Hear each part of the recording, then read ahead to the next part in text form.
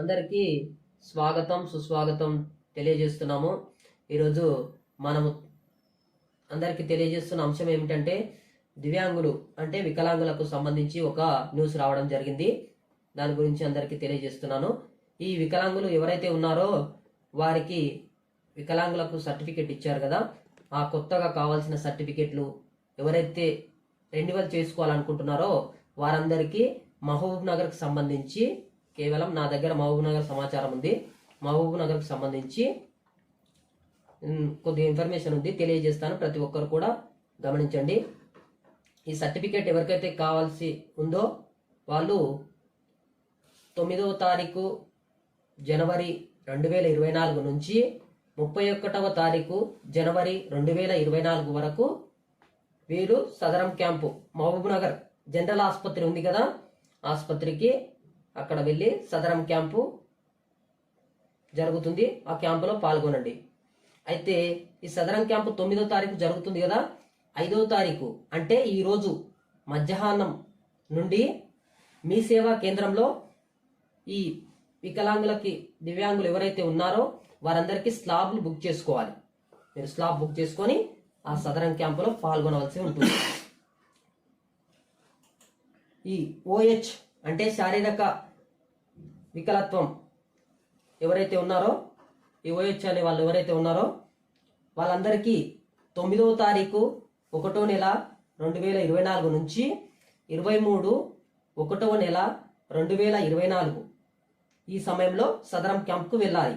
అంతకంటే ముందు వీళ్ళు 5వ తారీఖు అంటే ఈరోజు మధ్యాహ్నం నుంచి వీళ్ళు మీ సేవలో స్లాబ్ బుక్ చేసుకొని ఉండాలి.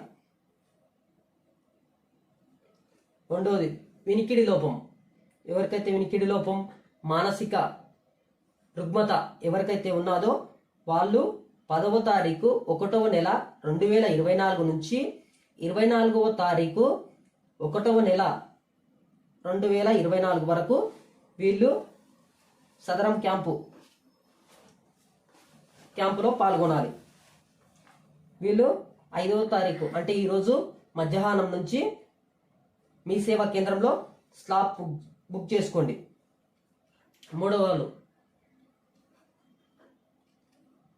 వికలాంగులు మరియు కంటి చూపు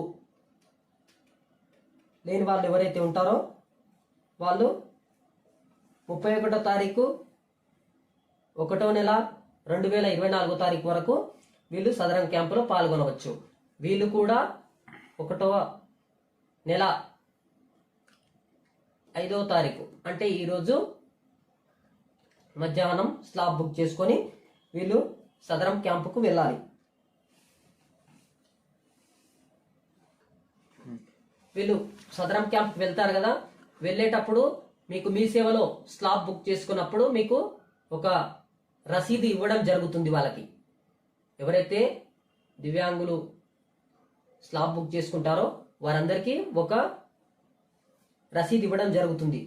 ఆ రసీదు పట్టుకొని మీరు సదరం క్యాంపుకు వెళ్ళేటప్పుడు తీసుకొని పోవాలి. తప్పకుండా మర్చిపోద్దు. ఎవరికి కూడా దయచేసి చెప్తున్నాం, ఎవరు కూడా ఇది మర్చిపోవద్దు.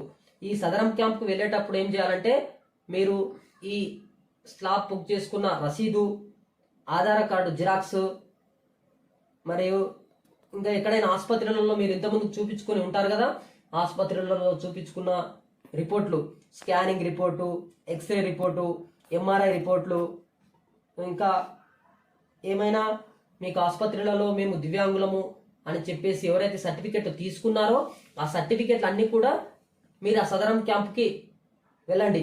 మీకు చెప్పిన డేట్లు, తేదీలు ప్రతి ఒక్కటి కూడా నేను చెప్పిన విధంగా కాకుండా మీ సేవలో మీకు రసీదు ఇస్తారు కదా, ఆ రసీదులో ఉంటాయి ఎవరెవరైతే ఏ డేట్లో వెళ్ళాలా అని చెప్పేసి ప్రతి ఒక్కరికి అక్కడ స్పష్టంగా మెన్షన్ చేసి ఉంటారో మీరు అది చూసుకొని కూడా వెళ్ళండి.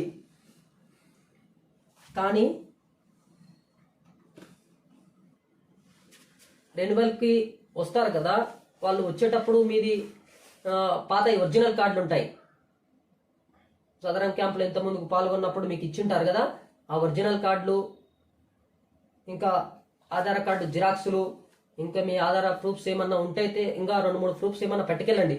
ఒక్కొక్క దగ్గర మిస్టేక్స్ కొన్ని ఉంటాయి కాబట్టి ఆధార్ కార్డు అనే కాకుండా పాన్ కార్డు ఉన్న వాళ్ళు, ఇంకా మీకు ఈ సర్టిఫికెట్ సర్టిఫికేట్తో పాటు ఇంకా మీరు మీ సేవలో అప్లై చేసుకున్న తర్వాత మీకు రసీదు వస్తుంది కదా, రసీదు, దాంతోపాటు డ్రైవింగ్ లైసెన్స్ కానీ, ఓటర్ ఐడి కానీ, ఇంకా బ్యాంక్ డీటెయిల్స్ ఏమైనా ఇంకో 2-3 మీతో పాటు పట్టుకెళ్తే బాగుంటుంది. ఎందుకంటే ఒకటి మిస్టేక్ అయినా ఇంకొకటి కరెక్ట్ చేసుకోండి. ఆ సర్టిఫికేట్ మంచిగా ఉంటేనే మీకు పెన్షన్ కానీ ప్రభుత్వ పథకాలు ఏమైనా ఉన్నట్లయితే అన్నిటికీ అర్హులు అవుతారు. కాబట్టి దయచేసి గమనించండి.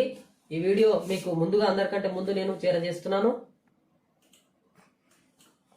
మన యొక్క ఛానల్ అందరు కూడా లైక్ చేసి సబ్స్క్రైబ్ చేయండి. దయచేసి మీకు ఈ అందరికీ ఇన్ఫర్మేషన్ అవసరమవుతుందని నేను అనుకుంటున్నాను. మీరు చూసిందే కాక ఇంకా అందరికీ తెలియజేయండి, సబ్స్క్రైబ్ చేసుకోండి. ఇలాంటి విషయాలు ఇంకా ఎన్నో అందించడానికి మన ఛానల్ ద్వారా నేను ముందుకు సిద్ధంగా ఉన్నాను. దయచేసి సబ్స్క్రైబ్ చేసుకోండి, లైక్ చేయండి, షేర్ చేయండి. అందరికి అందుతుంది ఈ విషయం. మనతో పాటు ఇంకా చాలామంది ఎంతోమంది ఉంటారు తెలియని వాళ్ళు, వాళ్ళందరికీ కూడా ఈ విషయాన్ని పంపించగలరని నేను కోరుకుంటూ మనస్ఫూర్తిగా సెలవు తీసుకుంటున్నాను.